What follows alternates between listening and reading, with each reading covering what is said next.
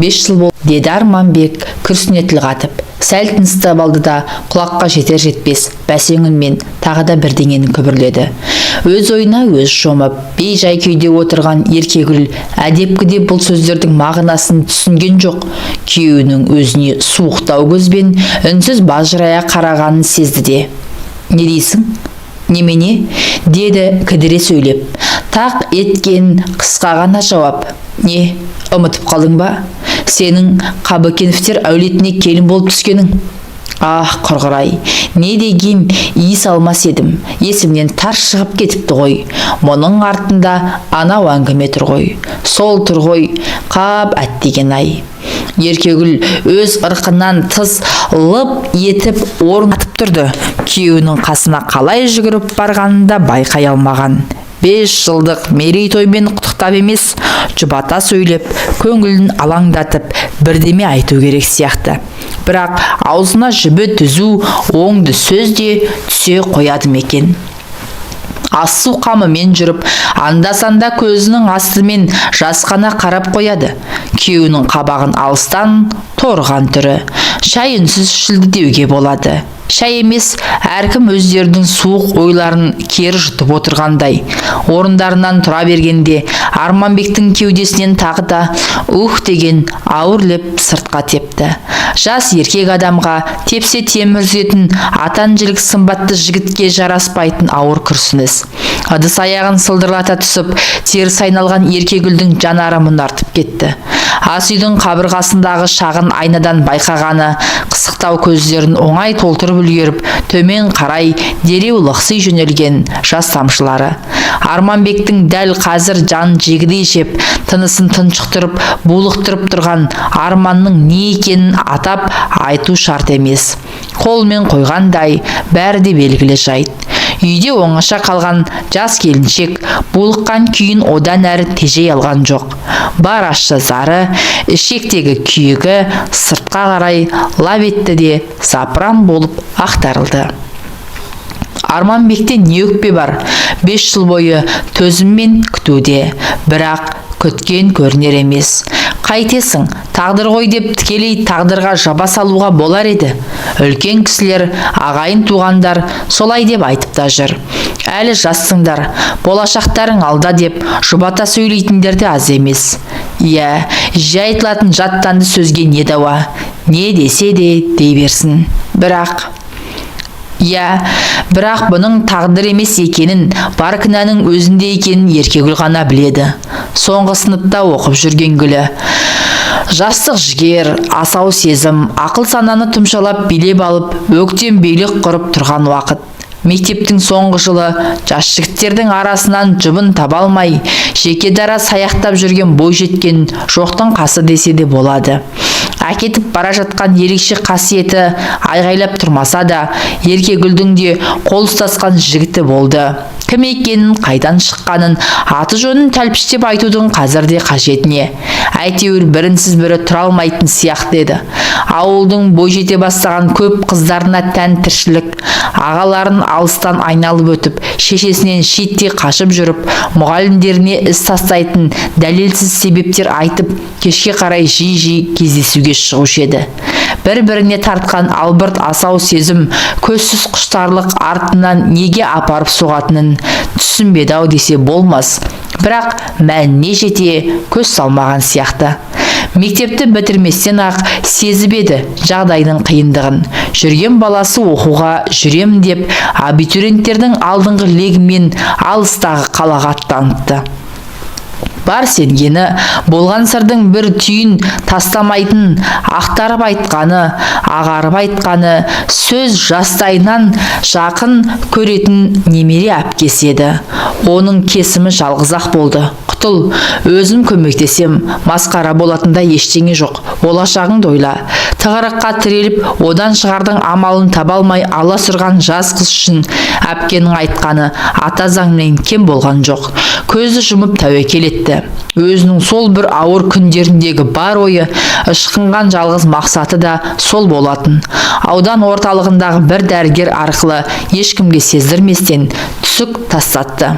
бұдан кейін ойы кідірместен өзінің көзін құрту болатын. Содан дереу маңайда алғаны қала жақ, Алматы емес, Астана емес, таныстары аз кездесетін басқа қала. Жастықпен екпіндеген жігерлі күндері уақыттың да, қыздың да аяқ қолын жерге тигізбей алға қарай деректете жөнелді. Қызығы думаны мол студенттік шақ, бірде тоқ, бірде аш, қызықты күндер. Содан соңғы курста Арманбек екеуі бір-біріне алыстан көз тастады. Сымбатты денелі, қабағы қалыңдау, шықшыты кең, сұрса жігіт, бойы жұмбаққа толы тылсым жан секілді.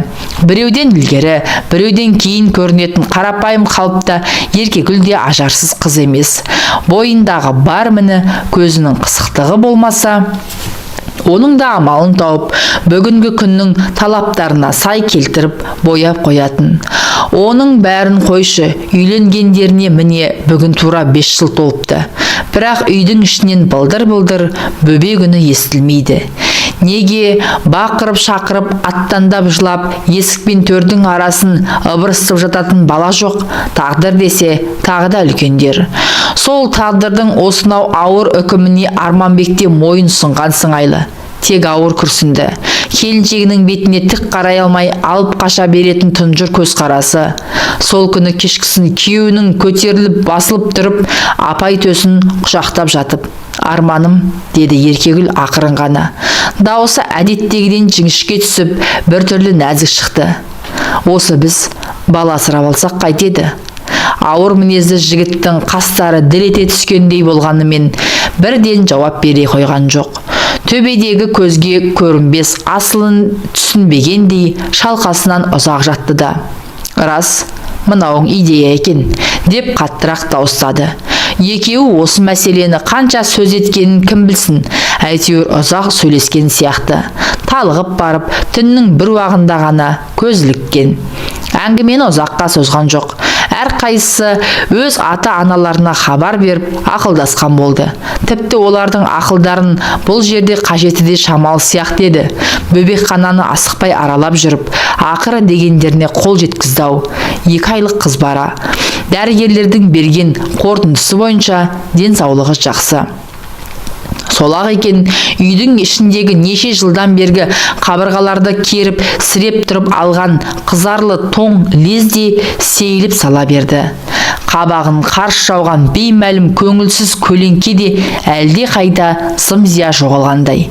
Екеуі мәз-мейрам, жас нәрестемен бірге ілесе кірген қабат-қабат қалың шаруа да үйдің ішін үйірмен толтырып алып кетті. Жас баласы бар, отаудың бел жаздырмас, белгілі қар баласы. Әсіресе төбеден төнген қара бұлттай бір-біріне тақаса түйісіп жатып алған қалың қабақтардың жазылғанын айтсаңшы. Бұрынғыдай күрсіне бермей күліп сөйлейтін Арманбек енді мүлде басқаша жан сияқты. Өз айтқандай, Қабыкеновтер әулетінің бақытты бір шағы еді ол. Бірақ амал не, ол шақ ұзаққа созылған жоқ. Бірер ай өткеннен кейін Арманбектің Маржанға кішкене қыздың атын жас жұбайлар өздерінше осылай қойған деген мейірімі сарқыла бастады. Енді бұрынғыдай көп қолға ала бермейтін болған. Алғашқыдай есткен арсалаңдай кірген бойы жалаяққа жатқан бейкүнә нәрестенің астына түсіп еркелетпейді. Мейірлене келіп, мекірене ескегенде де Еркегүл оны байқамайды. Әлде бала ұнамай жүрмекен деген оймен суыртпақтап сыр тартып көріп еді. Естіген жауабы біреу-ақ. Бәрі прекрасно, тамаша, тек әншейін. Бар гәпті бүгіп, тұншықтырып жатқан сол әншейінде деген сөз сияқты. Кішкене Маржанды айтасыз. Арманбектің үйдегілермен қарым қатынасы да басқа бір өзгерістің лебі еседі. Оны Еркегүлдің аңғарғаны бірер күннен кейін. Сөйтсе Арманбек бұның өзіне де салқын тартып қалғандай. Алғашқыда еміреніп әкетіп бара жатса да, анда-санда Еркеш, Ерико деп келіншегін алдына отырғызып еркелетіп тұратын. Көңілі түскенде әулетті мығым қолдарымен қыса құшақтап жоғары серпіп алатын. Бала көтермей жүрген жылдары «Уайым қылма, әлі жаспыз ғой» деген сипаттағы жұбату сөздеріне қанжығасында даяр бір сөздер тұрушы еді. Ал соңғы айларда бір түрлі суынып, сыртын беріп, сыр қақсып жүр. Тағы да ана бір кездердегідей, уайым басқан сәтіндегідей тартына сөйлеп, жоқтан өзгеге тарыла қалды. Әлде намыстана екен. Өзінен болмай асырап алғанда біреулердің айдап салуы мүмкін-ау. Еркегүл осы болжамына берік тоқтады. Былай қарап тұрсаң, басқадай себеп жоқ секілді. Өз ашылып ештеңе айтпайды. Бір мәселені екі рет сөз қылуды жақтырмайтын күйеуінің мінезі өзіне белгілі. Ақырып жіберіп, бетінен ала түсуге әзір. Былжыңдап сөйлей бересің, түп-түгел өзіңді кінәлі етіп шығарып, ағаш атқа оп-оңай мінгізе салмақ. Мұндайда Еркегүлдің ұстанатыны аш бәледен қаш бәле қағидасы. Үйдің іші нәрестенің қыңқылына толғанымен, сұрғылттанып алған сүреңсіз күндер қайта басталды. Әйтеуір Еркегүлдің ойын бөлетін қазіргі жұбанышы, алданышы. Жұмыстан баяғыдақ декреттік демалысқа шыққан ол, ендігі уақытының қалай өтіп жатқанын ажыратуға дәрменсіз. Маржанда ширап, әпіл-тәпіл жүруге қам жасағысы келетін сияқты. Тұсауын кесу керек, деді бір күні Еркегүл. Қай күнге белгілесек екен? Тұжыраңқы кезде күйеуінен қолма-қол жауап алу оңайлыққа соқпайды. Дегенмен келіншек бұған мойынсұнбастан, сәлден кейін әлгі сұрағын тағы қайталады. Ақыры естіген жауабы тым мардымсыз болып шықты. Білмеймін, өздерің шешіңдер. Бұл өзі әйелдердің шаруасы емес пе? Осыны айтты да, Арманбек қолындағы пульттің нүктесін басып, жалп-жалп еткізіп, теледидарды ауыстыра бастады. Ұзамай шағын отаудың шатқаяқтап тұрған әлсіз шаңырағына жай түсті. Жаздың әдемі бір күнінде Арманбек әдеттегісіндей төмен қарап, тұнжырап отырды да, кесімді сөзін бірақ айтты. Мен кетемін, деді, жуандау да дірілдеп. Сөйтпесе болмайын деп тұр. Маржан екеуің бірдеме ғып, өз күндеріңді көресіңдер. Өзімде көмектесіп тұрамын ғой.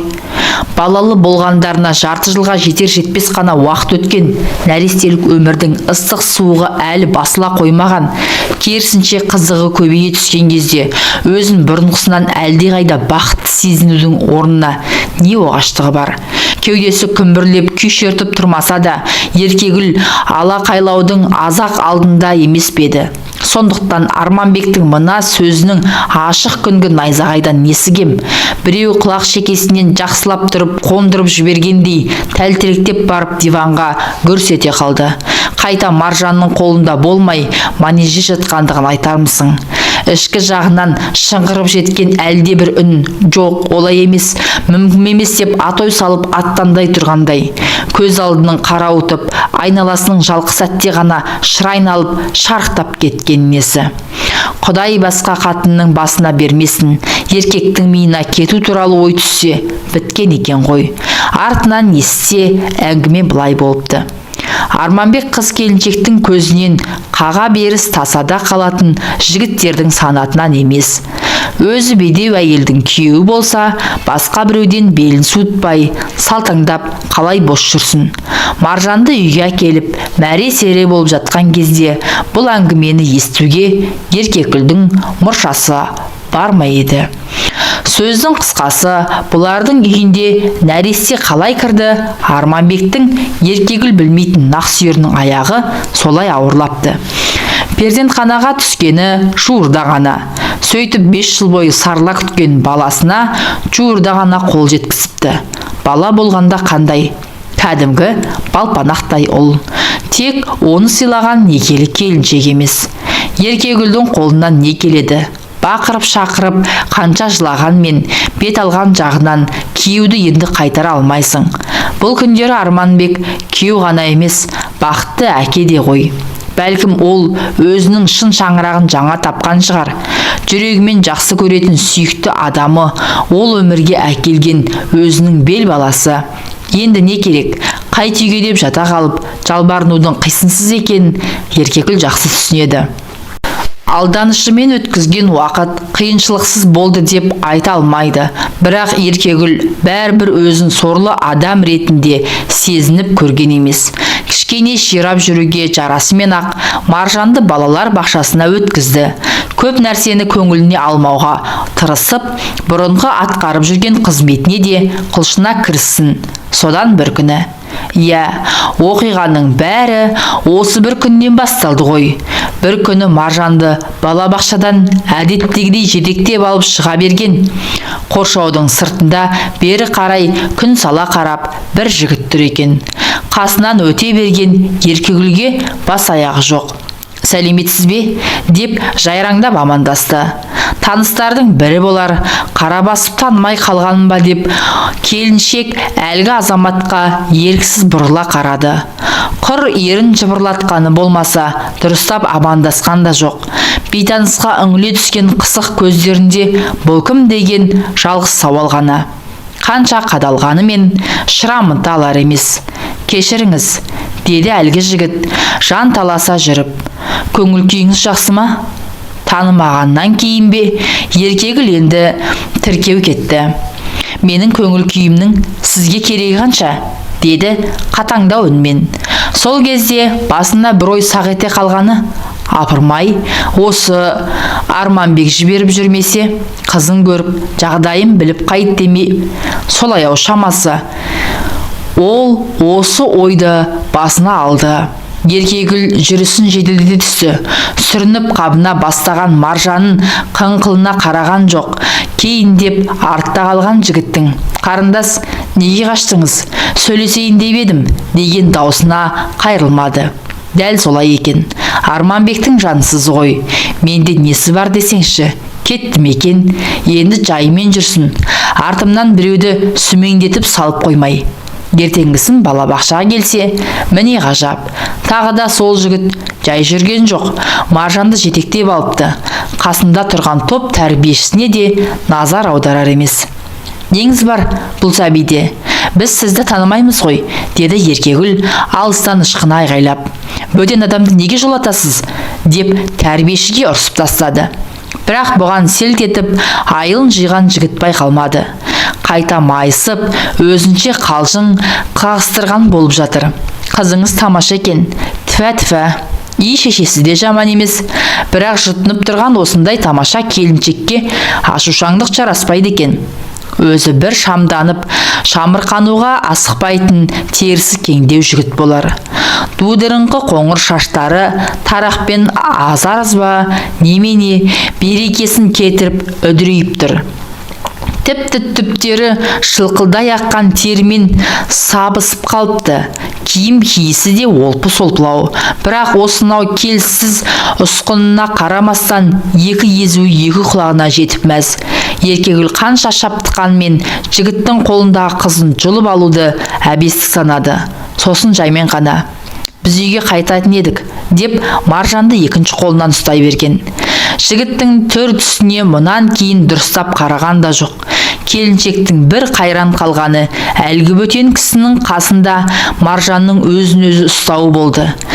Әдетте қалыпты анадай көрініспен ақ өзіне қарай мамалап тұрып жүгіретін қызды қазір аттандап әлекке түскен жоқ. Мұны бас салып құшақтауды да ұмытып кеткен сияқты. Сол күні әлгі бейтаныс жігіт қояр да қоймай бұлармен лесіп жүрді. Аты Жантас екен. Орта бойлы, олпы-солпы, етжеңділеу жігіт. Жайраң қағып күлген кезде баладай мәз болуға бейім екендігі байқалады. Бойынан ескен тері иісінен Еркегүл сәл-пәл тіксініп қалғандай болды. Бірақ алғашқы күндегідей құйындай ұшып, безіп жоғалған жоқ. Келесі күні балабақшаға барар жолда басына келген ой тағы да тұрған шығар болды. Бірақ ол күні Жантас көріне қоймаған. Балабақшаға келе жатқан сайын енді Еркегүлдің өзі соны іздейтін сияқты ма қалай? Күндердің күнінде Жантас келіншекке гүл ұсынды ғой. Өзі Арманбек сияқты емес, сөзсең жігіт екен. Жүйесіздеу болғанымен балпылдай сөйлеп, айтатын әңгімесі бір таусылмайды. Сонан не керек? Сол жылдың күзіне қарсы шамаданын көтерген Жантас Еркегүлдің үйіне кіріп алды. Жүрегінің түбінде осынау қарапайым да ақкөңіл жігітке деген бір нәзік сезім оянғандай. Жантастың ұсынысына қарсы болмағаны да сондықтан. Бейне бір жаңа үйленген жас қалыңдықтай, қайтадан қутын қаққан келіншектің жүзі баяғыдай нұрланып сала берген. Бұған дейінгі өмірінде Арманбек есімді мінезді азамат болмағандай, жар төсегіне бұрын соңды жатып көрмегендей, Жантастың алғаш рет оңашада жақындасуынан тұла бойы қалтырап, басына ноқта салынбаған байталдай дір-дір етті. Екеуі үй болысымен ақ жақсы тіл табысқан секілді. Әне міне дегенше ыстық суығы басылмаған жарты жылда желіп өте шығып еді. Жантастың өсірсе кішкене Маржанға деген ықыласы ала бөтен. Балабақшадан барып өзі алады, өзі әкеледі. Үйге келгесін өзі тамақтандырып, өзі ойнатады. Тіпті Айшайға қарамай сәбиін ваннаға салып шомылдыратын да өзі. Еркегүлдің жұмысы бірден жеңілдеп сала берді. Бір рақаты сезімнің әлдейінен арыла алар емес. Қандай балажан жігіт деді ішінен таң болып. Арманбек өктем, мықты болғанмен мұндай балажан емес еді ғой. Бірақ келе-келе байқағаны, Жантастың өзіне ептеп салқындай бастағаны. Салқындағанда бұған қатты сөйлемейді, қолынан итермейді, мін тағып мыңқылдамайды. Жымия қарап қойып жүріп жүргені. Салқындағаны дейтінді әңгіме түнгі мінез құлығында болып тұр. Алғашқы араны басылып қалған ба, немесе түнде жатысымен бас салып құшақтауға азайған. Емірене сүйіп, өмексуге, айқара жатқызып қойып, аймаласуға да әуес емес. Қыңқылдағандай бәсең үн шығарып, жанына жақындаған келіншектің нәзік білектерін ақырын ғана итеріп тастайтынын қайтерсіз. Сөйтіп теріс қараған күйі әңгіме айтқан болып жатып, қоп алайсыз ұйықтап кетеді. Кетер алдында Арманбек те сөйтті емес пе? Әлде бұның да біреу болып жүрмесін деген ой сақ ете қалды Еркегүлге. Бұрынғыдай емес, күйеу мәселесінде аузы күйіп, тісі шығып қалған келіншек бір күні Жантасты сауалмен аулап, еш жиғызбастан бұрышқа тықты. Шыныңды айт, деді ақыры, мәселенің төтесінен қойып. Сенің біреуің бар ғой, я? Бар қалай? Біреу несі?